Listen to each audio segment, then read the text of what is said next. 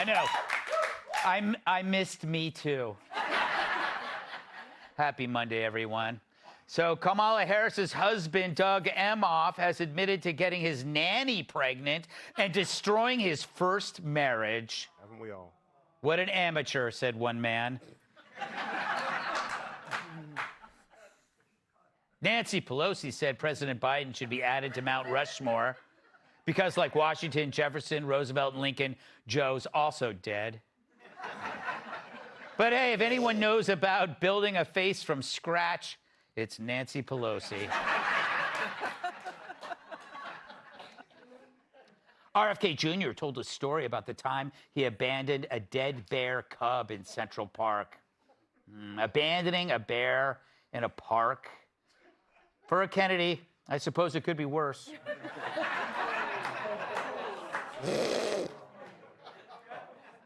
Too soon. Too soon. Swimmer Luana Alonso from Paraguay was kicked out of the Olympics for inappropriate behavior. What could it be? Well, clearly the French had a problem with her taking a shower.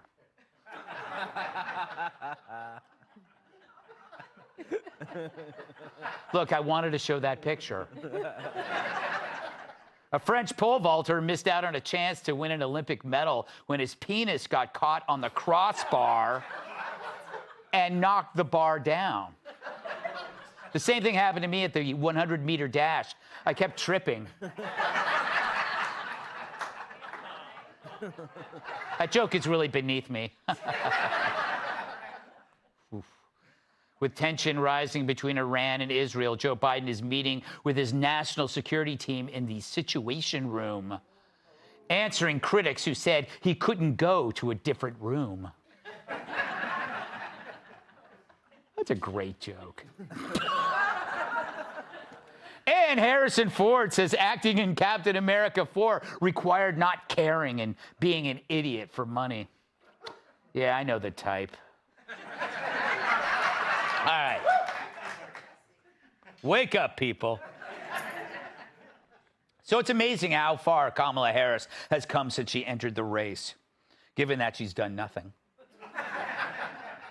Instead of hiding in the basement, she's hiding behind Megan Thee Stallion's butt. Hell, her husband has answered more questions about banging his nanny. But Harris hasn't changed. She's the same Kamala no one voted for. Now, 3 weeks ago, Trump was nearly killed. And 2 weeks before that, Trump had exposed the biggest political scandal ever, that the Democrat government had covered up the president's dementia, putting our country in jeopardy while assuring Harris's nomination. But somehow that's ancient news, brought to you by the news. And so you see the machine at work, taking what's already there, Harris, and giving it the whole makeover. It's like Whoopi Goldberg went to bed and woke up as Halle Berry. Harris didn't have to do anything. Just let the people in charge do their thing. The polls tell you everything. If Kamala remained a constant, then what impacted the polls? Everything else. And it's driven by identity politics. It has to be, because what else is there? Her achievements, her intelligence, her articulation? No, every position Kamala's held is either impossible to fathom or no longer applies. She even flip-flops on her race. But it's identity that they made the selling point. And you cannot question it, because if you do, watch out. Why is former President Trump questioning the vice president's racial identity? Well, first, George, in Chicago, he was responding to a question from, I believe, Rachel Scott. Like, this is really a phony controversy. I don't really care. Most people don't. You just repeated the slur again. If it doesn't matter, why do you all keep questioning her identity? She's always identified as a black woman. She is biracial. She has a Jamaican father and an Indian mother. She's always identified as both. Why are you questioning that? Well, George, first of all, this is something that's actually a conversation throughout social media right now. There were a lot of people who are trying to figure this out. But again, that's a side issue, not the main issue. The main issue... Sir, 1 second. You just did it. You just did it again. Of the United States. Why do you insist on questioning her racial identity? You want me to talk? I want you to answer my question. Meanwhile, CNN featured a local reporter asking a group of black men at a barbershop if Harris would make them vote Democrat. Is Kamala going to make you a little more likely or less likely to vote Democrat. Well, I guess, hold on, wait, first, Ray, hold on, Ray. Is Kamala black, yes or no? I'm going to let her speak on that. But to me, no. Oh, is Kamala black, yes or no? I share that same view. Wow, is Kamala black, yes or no? I heard she was. I heard she's half black and half Asian. When I played that audio on my SiriusXM radio program on Thursday, many callers who self-identified as African American were quick to tell me that those men were the exception, not the rule. Some described them as low-information voters, no different than you'd find among whites. Yes, the infamous sum. And it's the sum that allows another white jackass to say black folks' opinions on race don't matter, unless, of course, they agree with this white guy. But that's the Dems. They no longer look at people, individuals, as unique, but as part of a group. So you're not voting for the moron who screwed up the border and hid Biden's dementia. No, you're voting for black women. But Harris's identity parade began with Joe choosing her for her race and her gender. And yet point that out, that's racist. We're supposed to pretend it didn't happen, like that time Kudlow showed up at my place in broken handcuffs. Such a sweet man. I know. But they're able to hide Harris's unique flaws by shifting to the traits of a group. So she goes from unique to special. Now, under God and nature, we're all unique, but we aren't special. Your problems don't matter more than mine and vice versa. But in an era where God and nature are seen as irrelevant, we've abandoned the idea of being unique for being special.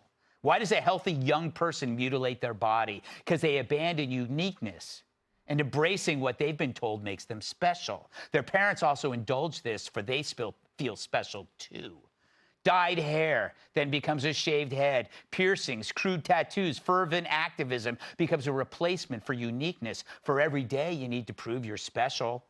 But all those things do is make you easier to pick out of a lineup after you've done something stupid in the name of social justice. Then you get to be in the most cherished group of all, victims. But that specialness is like non-waterproof paint. It washes right off the next day, and you have to apply another coat, another cause, another slogan on your shirt, another pronoun, another shower curtain ring in your nostril. The Paris Olympics opening ceremony was the end game of identity, championing the excess of self, rejecting beauty as it justifies its own overkill. And over time, the sin of pride demands others to laud their specialness, even as it rejects your unique place in the world. And if you dare question, they become vengeful. They mocked Christianity, and they're a victim because people noticed. And that leads to deeper, emptier excesses. And what's forgotten is what's truly unique about you. An 18-year-old black man at a top college could descend from slaves. An 18-year-old white man could have abusive, drug-addled parents. Both are unique, but one cannot be more special than the other. So whether it's Kamala Harris or angry activists or an Olympic barfathon, it's all the same poison. Choosing to be special instead of unique should come with a warning, fatal if ingested. Let's welcome tonight's guest. The only thing shorter than him are the lines to see his show. Comedian Tyler Fisher. She's my favorite tutor, if you don't count the guy who got me through sex ed. Host of the Tudor Dixon podcast, Tudor Dixon. She recently peed on a stick. In an unrelated story, she's pregnant. New York Times bestselling author and Fox News contributor, Cat And he rents his navel out as a hot tub. New York Times bestselling author, comedian, and former NBA champion,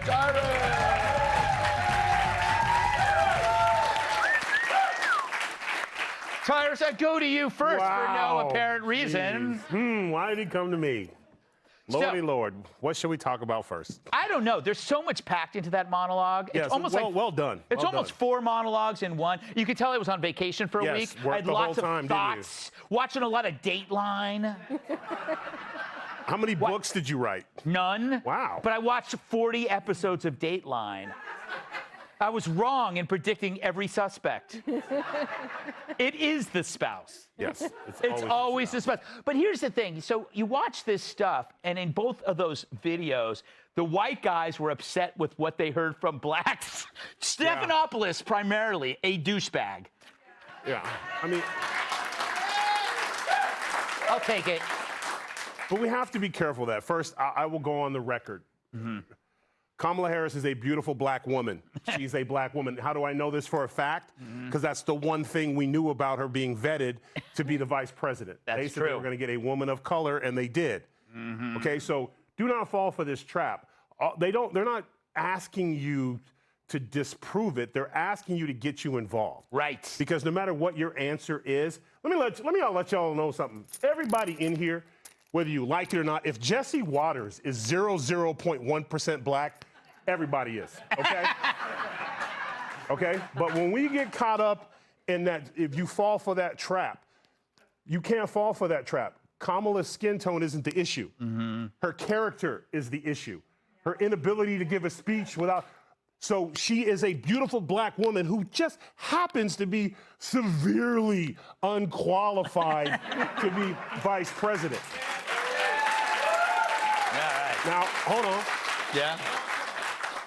I'm black and Scottish, okay? So if I went to Scotland and I was invited to a dinner, which I have been, and I showed up in the traditional gown, no one would be like, oh, he's Scottish, he's not black anymore. That's not what they'd say. They'd be like, wow, that big black guy's in a Scottish kilt. Cool. Yeah. So again, it's irrelevant to be like, oh, she claims to be Indian one time and this, that, whatever.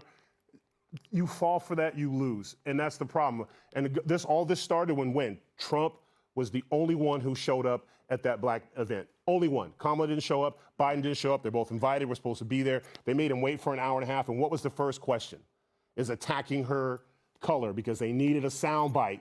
And so what they're doing is if you're a Republican, you're asked to go on a TV show, and that's the question they ask you, you get up and you leave, because that's not what I'm here for. And that's what they did it till he fell in the trap. Black jobs. Am I the only one that's stupid? If you go to, for example, Kat's Polish, and if I'm invited to speak to Polish journalists, and I'm going to talk about what? Polish jobs. You were in a room about black Americans, and he came to talk about black jobs. I'm sorry, what was he supposed to talk about? Asian jobs? Like, don't fall for the trap. Just step back and say, I'm not participating. Kat, what is a Polish job? There's been a few of them. There's been me. There was that Pope. That's true. He was a great Pope. There are other Polish people, aren't there? Yeah. There's some famous Polish people. Yeah, some of them play Name 6 of them. Yeah, name 6 Polish people. God, if I could just think of one Polish rock band, that would be 4 people. What makes a Polish sausage Polish? It's Polish. See? It's where Polish people eat. What are you talking about? I don't know. I'm still thinking about Tyrus in a kilt. You know what, smart ass, I'm gonna wear one this week. Now you piss me off. All right? All right.